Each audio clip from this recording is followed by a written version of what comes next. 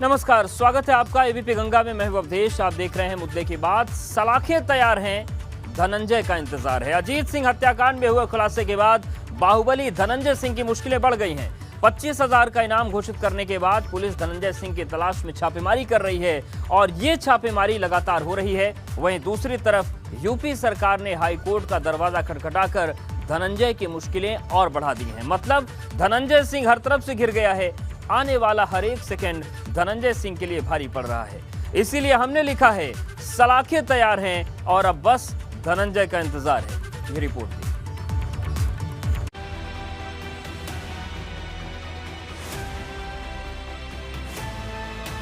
बाहुबली धनंजय पर कसा शिकंजा, अजीत हत्याकांड की खुली परत।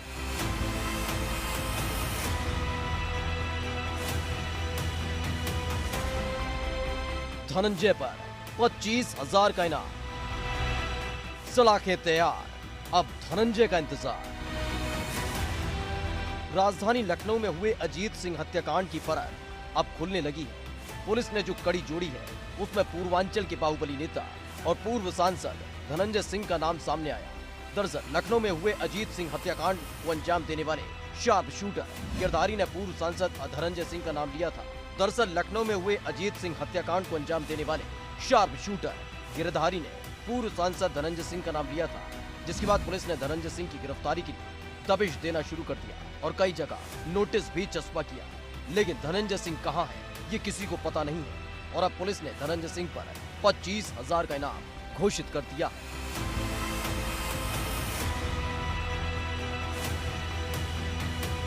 आपको बता दें कि बीते 6 जनवरी को पूर्व ब्लॉक प्रमुख अजीत सिंह की लखनऊ के विभूति खंड इलाके में सरेआम गोली मारकर हत्या कर दी गई थी।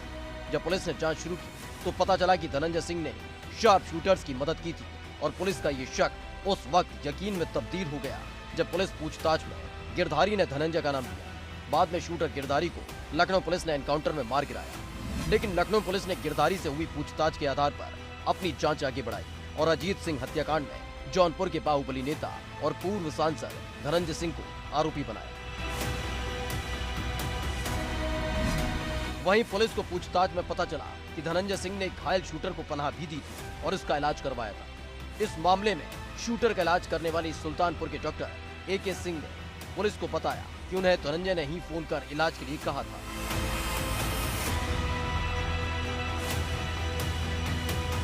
आपको बता दें कि विभूति खंड के कठौता चौराहे पर 6 जनवरी की रात 8:15 बजे बदमाशों ने अजीत सिंह की ताबड़तोड़ गोलियां मारकर हत्या कर दी थी। अजीत को दिसंबर में ही मऊ से जिला बदर किया गया था, जिसके बाद से वो लखनऊ के गोमती नगर विस्तार के अपार्टमेंट में रह रहा था। जिस दिन अजीत की हत्या हुई वो अपने साथी मोहर सिंह और महिला मित्र के साथ बुलेट प्रूफ SUV से खाने पीने का सामान लेने निकला था। तभी गिरधारी और उसके साथियों ने घेर कर अजीत सिंह को ताबड़तोड़ गोलियां मारी थी, जिसमें अजीत के जिस्म में 24 गोलियां लगी थी। इस हत्याकांड के बाद पूरा उत्तर प्रदेश दहक उठा था और अब धनंजय पर दो तरफा शिकंजा कसा जा रहा है। जहाँ एक तरफ पुलिस धनंजय की तलाश में दबिश दे रही है तो वहीं दूसरी तरफ यूपी सरकार हाईकोर्ट के दरवाजे तक पहुंच गई है, जिसके जरिए धनंजय को मिली जमानत को रद्द कराने की तैयारी है। एक तरह से पुलिस को लेकर सरकार बाहुबली धनंजय सिंह पर शिकंजा कस रही है। दरअसल पूर्वांचल में बाहुबली नेता के तौर पर पहचान रखने वाले धनंजय सिंह पर कई मामले दर्ज हैं। धनंजय के खिलाफ कुल 38 मामले दर्ज हैं। 38 में से 24 मामलों में वो बरी हो चुका है, जबकि एक मामला पहले ही डिस्चार्ज हो चुका है। 4 मामलों में अभी तक फाइनल रिपोर्ट लग चुकी है। वहीं इनमें एक ताजा मामला है जिस पर धनंजय सिंह जमानत पर बाहर है। ये मामला हाल ही में धनंजय सिंह पर रंगदारी और धमकी देने के मामले में दर्ज हुआ था और उसके बाद जेल तक जाना पड़ा था। हालांकि बाद में धनंजय सिंह को इलाहाबाद हाईकोर्ट से जमानत मिल गई थी, लेकिन पिछले 27 अगस्त को हाईकोर्ट ने इस शर्त पर धनंजय सिंह को जमानत दी थी कि वो किसी भी अपराध में शामिल नहीं होगा और कोर्ट के तलब करने पर तुरंत हाजिर होना होगा। अब जमानत का यही आधार एक बार फिर से धनंजय की गिरफ्तारी का मजबूत आधार बन चुका है। दरअसल इलाहाबाद हाईकोर्ट ने पिछले साल 27 अगस्त को बाहुबली धनंजय सिंह की जमानत अर्जी मंजूर करते हुए कई शर्तें भी लगाई थीं। इन शर्तों में यह था कि जेल से बाहर आने के बाद धनंजय सिंह किसी आपराधिक घटना में शामिल नहीं होगा, वो जांच एजेंसियों को पूरा सहयोग करेगा और साथ ही साथ सबूतों व गवाहों को प्रभावित करने का काम नहीं करेगा।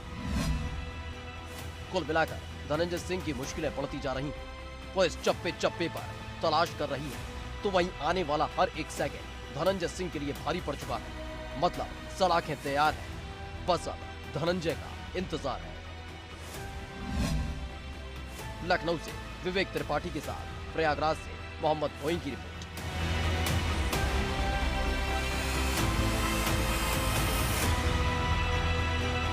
बात किसान आंदोलन की। देश का अन्नदाता पिछले 99 दिन से आंदोलन कर रहा है और अब वो 100 के आंकड़े से एक कदम दूर है। अक्सर 99 के फेर में आकर कई बार लोग नर्वस हो जाते हैं। क्रिकेट के पिच पर तो ये अक्सर होता है, लेकिन जब 26 नवंबर को किसानों ने दिल्ली की तरफ कूच किया था, तब किसने सोचा था कि आंदोलन इतने दिन चलेगा। पर जैसे जैसे दिन बीते बहुत कुछ बदला, आंदोलन के नेता भी और आंदोलन भी।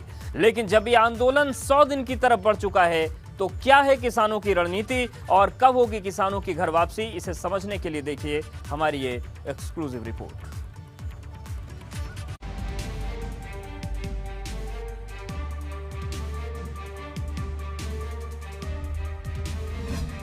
किसान आंदोलन के 99 दिन समाधान बिन।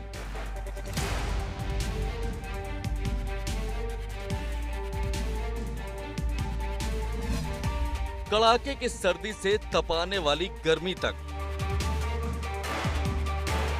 99 का फेर अच्छों को ढेर कर देता है, पर एक कदम पार कर लिया जाए तो हौसले बुलंद कर देता है। किसानों के हौसले कितने बुलंद हैं और आगे की रणनीति क्या है, ये इन तस्वीरों से समझा जा सकता है।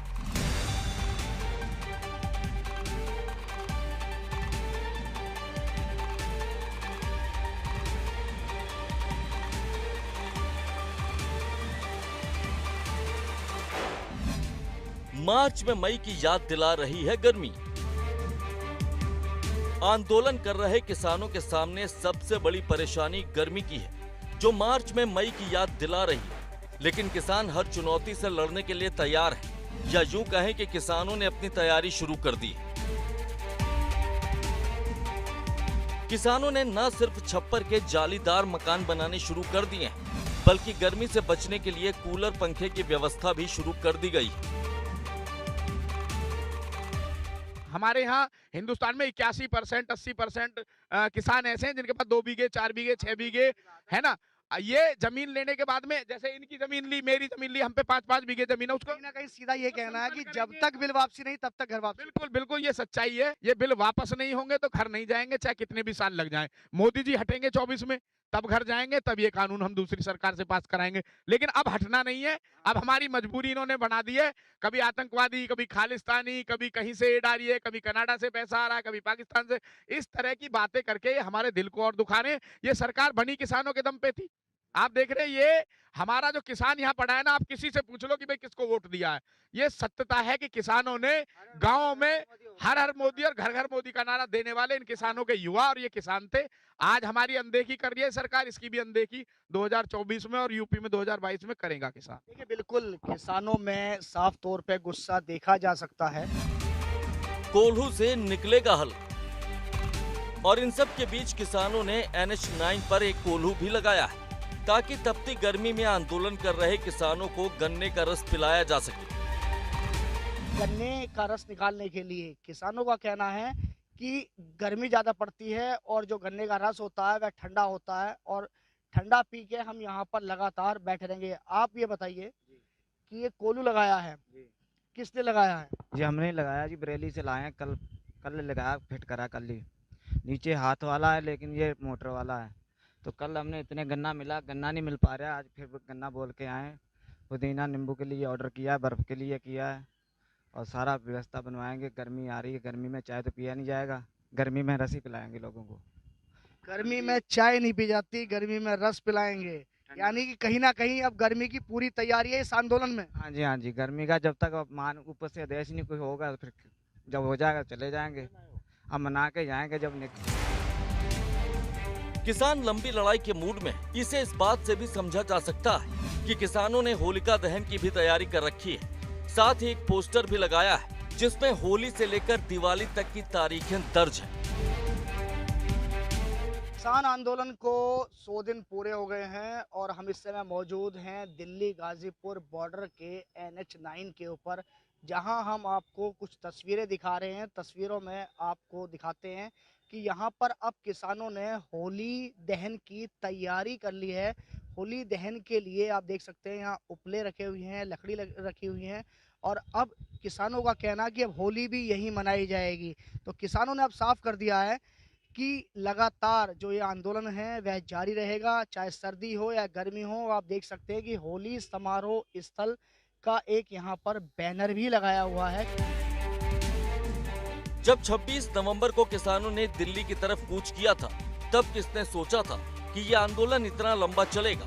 लेकिन जैसे जैसे दिन बीतते गए बहुत कुछ बदल गया और देखते ही देखते आंदोलन पूरी तरह से गाजीपुर बॉर्डर पर शिफ्ट हो गया। यूं कहें कि राकेश टिकैत के आंसुओं ने आंदोलन में नई जान फूंक दी। अब राकेश टिकैत ही आंदोलन के सबसे बड़े नेता हैं, जिनके इशारे पर किसान अपने खून पसीने की उगाही फसल को बर्बाद करने से भी पीछे नहीं हट रहे।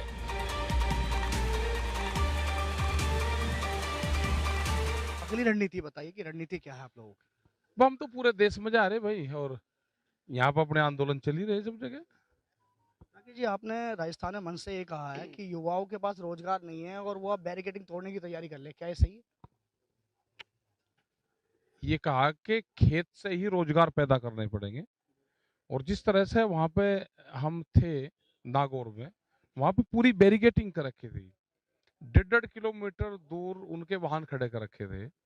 अपने घर से ही पहले आंदोलन की शुरुआत करनी पड़ेगी भाई। वाहन उनके वहां आने चाहिए थे। उनको ये कहा कि अपना भाई वाहन आपके यहाँ रहते क्यों रोक रखे पुलिस ने, उसके लिए कहा उनको। राकेश जी, ये भी बात सामने आ रही है कि अब ये कहा जा रहा है कि वोट किसी को भी दे दो पर बीजेपी को मत दो। अरे तो जनता भाई नहीं किसी दे रही, हम क्या किसी को कह रहे, तो कहाँ दे? अगर वो नहीं दे रही उनको, वे तो कह रहे सिलेंडर 350 रुपए से 800 रुपए बजा लिया। अब वो नहीं वोट दे रहे किसको भाई, इससे हमारा क्या मतलब? राजनीति तो बहुत दूर है। हम जनता से भी तो आप ही कह रहे हैं ना, आजकल आपको बहुत लोग देख रहे हैं। अच्छा, बहुत लोग आपको टीवी पे भी देखते हैं, जो आप कहते हैं उस बात को मानने भी लगते हैं। जैसे कि आपने कहा कि फसलें नष्ट कर दो, तो लोग फसलें नष्ट करने लगे। तो आखिर बीजेपी सिर्फ पार्टी की बात है कि सियासत बीच में कहां से आ गई? सियासत तो है ही नहीं यहाँ पे, सियासत तो हम बहुत दूर रहे। पर किसानों का यह आंदोलन स्थानीय लोगों के लिए परेशानी का सबब भी बन गया है। बहुत ही ज्यादा परेशानी है इन्हें। लोगों से बात करते हैं, ये बताइए कि कितनी परेशानी का आपको सामना करना पड़ा? बहुत परेशानी होती है, 10 किलोमीटर 5 किलोमीटर घूम के जाना पड़ता है हमको।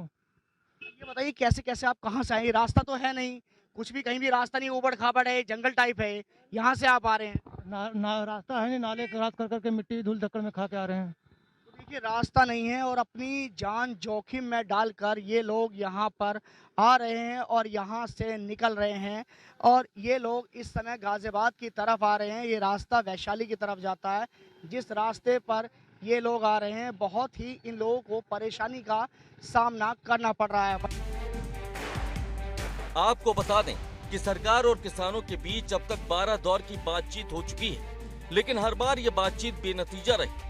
किसानों का साफ कहना है कि जब तक तीनों कृषि कानून वापस नहीं लिए जाएंगे, तब तक वो घर वापस नहीं लौटेंगे।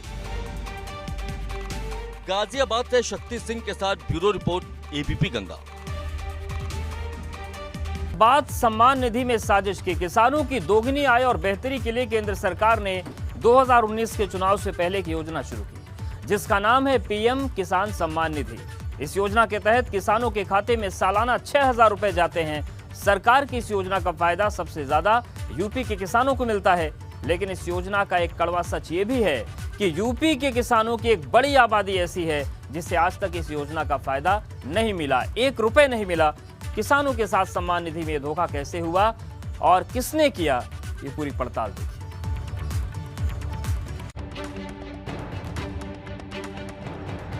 यूपी में सरकारी योजना का फायदा लेना किसी जंग से कम नहीं है।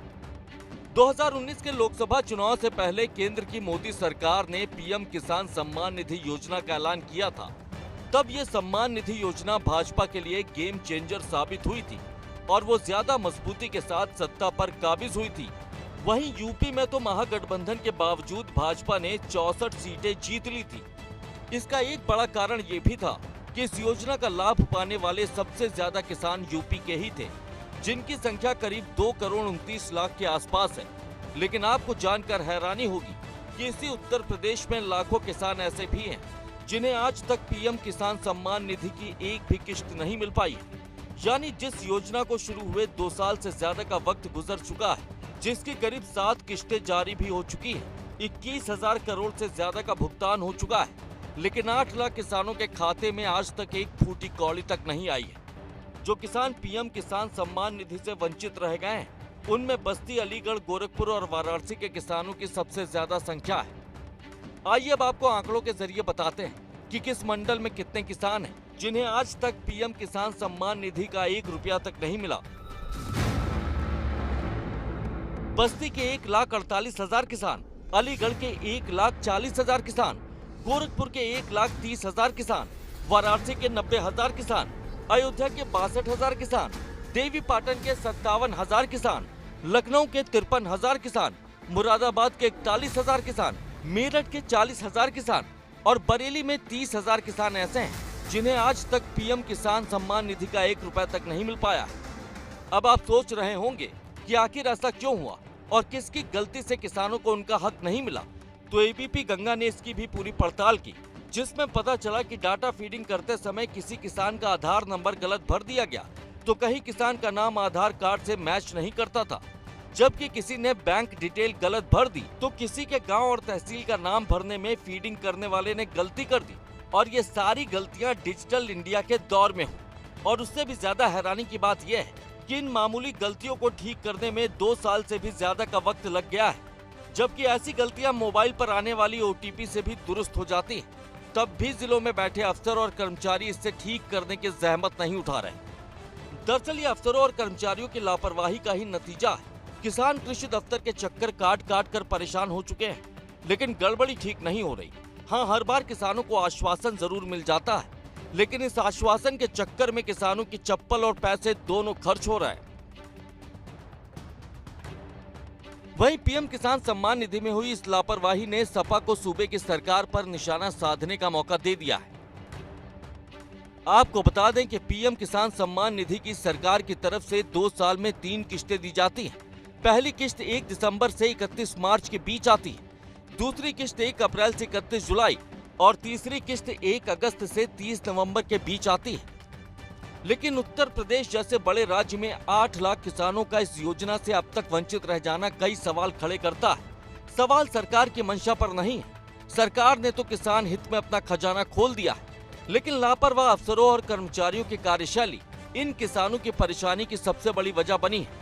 हालांकि अब तक 1 फरवरी से शुरू होकर 3 दिन चलने वाले किसान सम्मान समाधान अभियान के जरिए इन गड़बड़ियों को ठीक करके इन लाखों किसानों के खातों में ये निधि भेजने की बात कही जा रही है।